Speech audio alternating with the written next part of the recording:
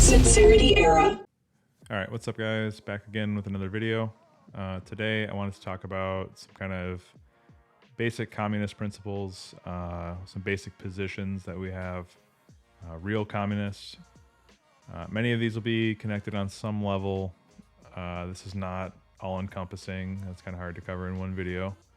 But I thought it'd maybe clear up some basic things that people might be checking out the channel for, or maybe they're, misled by leftists or have a misunderstanding from things they've been told otherwise. I am trying out a new lens combo today. This is a modern lens, so let me know what you think of that in the comments. If it looks still looks good. The other one was actually just fully manual vintage lens. So number one is close all military bases around the world that are run by the U.S. I believe we are over 800, or at least 800. So withdraw all those troops from the countries that we're occupying, like Korea and Japan. Let them sort out their own affairs, get us out, bring home those troops to support infrastructure, guard the border. Contrary to popular belief, communists are for a strong border. Show me an actually existing socialist country that doesn't advocate for a strong border, and you won't find one. Number two is, I thought this was kind of a funny one, but in a way, kick Western European influence out of America. We made a distinct departure from Europe when we fought a revolutionary war over it. The American people reject their cosmopolitanism, this idea that you're above it all. And, I always kind of think of the beret and turtleneck wearing liberals on The Simpsons. Urbanites, cosmopolitan, all that is very Western European. And again, kick that influence out of here. We are not woke. We are not cosmopolitan in any sense. So number three, I kind of covered this a little bit in the barista video, but communists promote real work, and especially in America, revitalizing the industrial base here. So again, we're for work. We're not for some welfare state. We want to build real things, produce real goods. Become as self-sufficient as possible. This does not mean we're gonna decouple from China or something like that. That's ridiculous. And countries in general need to become as self-sufficient as possible so they can trade on terms of mutual respect and even ground. That's kind of a basic tenet of Marxism-Leninism. So number four, nationalizing resources. This has been maligned by imperialists throughout history. It's why they hate Putin now. They hated Chavez, part of the reason they killed Gaddafi. A lot of that has been from nationalizing oil. So nationalizing resources means the people benefit from the trade and sale of those things. They're not owned by, a private company. They're owned in common. And that's really how you alleviate taxes and then eventually get rid of taxes. That's one of the main trajectories of doing that. So number five is guarantee housing and employment. So these go hand in hand. If you are capable of working, you should be employed. It's how you live with dignity, and it's how you contribute. If we ever want to produce enough and have plenty of abundance, we need everybody working that can. So contrary to leftist tendencies, communists are not defenders or champions of the lumpen proletariat, but rather the actual working class. Communists want them to take their rightful place in history, take charge, and fulfill their destiny in a sense as the revolutionary subject. And again, to reiterate, communists are not for a large welfare state. It's not about just big government, big daddy government handing you money. It's actually about working for it and, having a real meritocracy in a sense. That you work and get paid for the work that you put in properly. This does not mean everyone makes the same wages or anything like that either. You are paid according to your labor. But number six, all ABC agencies to the dustbin of history. That is all I will say for YouTube TOS.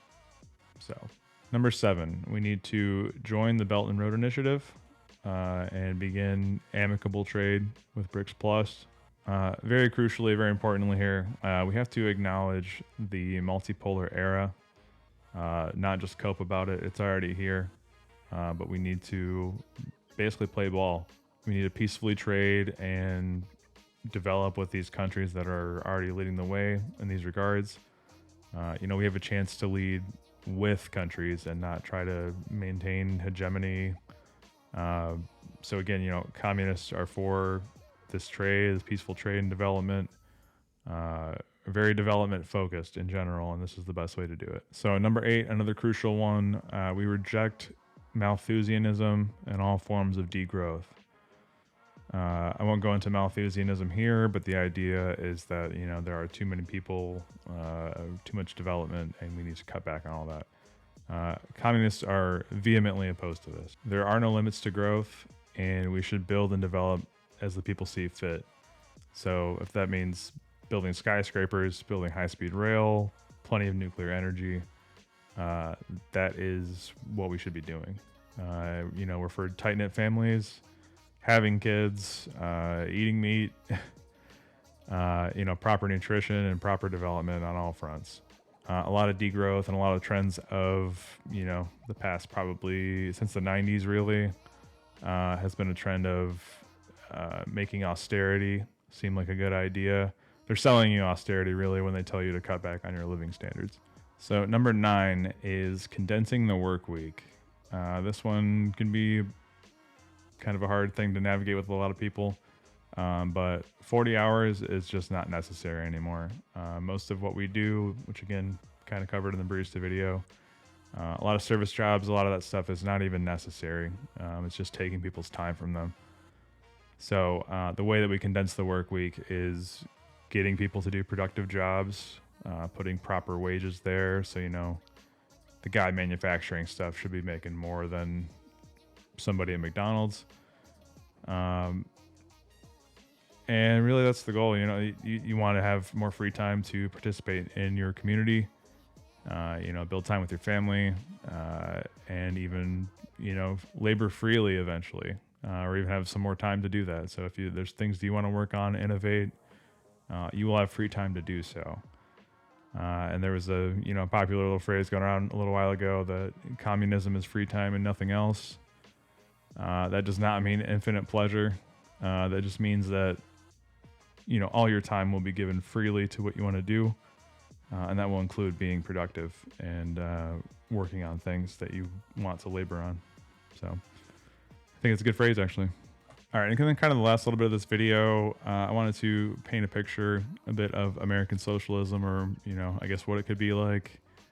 Obviously, people like to speculate, and that's kind of a hard task, but I wanted to, bring up a few things here that other people have probably covered. But a phrase I like to use is "every house a homestead."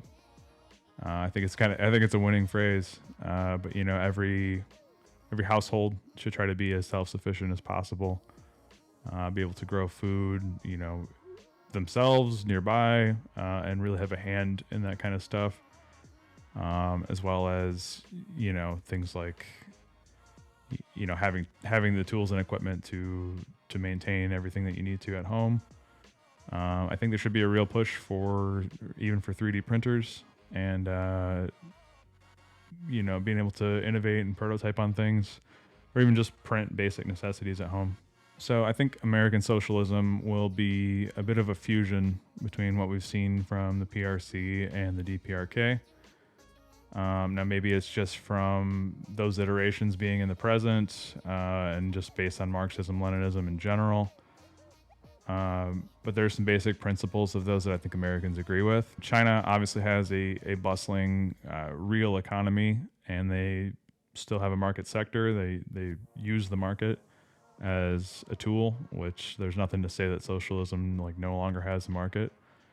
And I think, in that regard, there's an entrepreneurial spirit of America that has kind of been lost and kind of been squashed.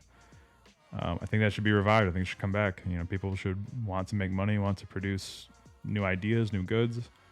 And I think that's something that the American people genuinely would resonate with. So the DPRK, specifically their ideology is Juche, which is, based on self-reliance. It's still, it's Marxism-Leninism applied to Korea's conditions. And I think the self-sufficiency aspect is, again, something that Americans really resonate with. Something that can be redundant in regards to, planning and nationalizing resources and that kind of stuff.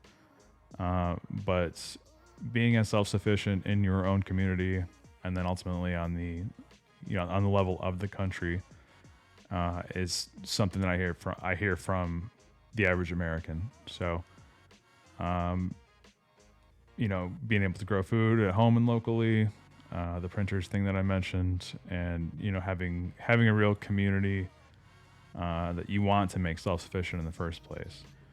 So that kind of goes all hand in hand, and I do think that's something that Americans will agree with. All right, yeah. So those are some basic communist positions. Just wanted to get this out there, see what you guys think. If you have any comments or want me to try to elaborate on something, just please let me know. Leave a comment, and we'll get a conversation going there. Feel free to join the Discord as well. But that's going to be it for today. So thank you guys, and have a good one. All right, thanks for watching that episode of Sincerity Era. Like, share, and subscribe. If you'd like to support the channel, there are links below for merch, and if you'd like to make a one-time contribution to the channel, it will go back into the channel and allow me to make content more often. Thanks again.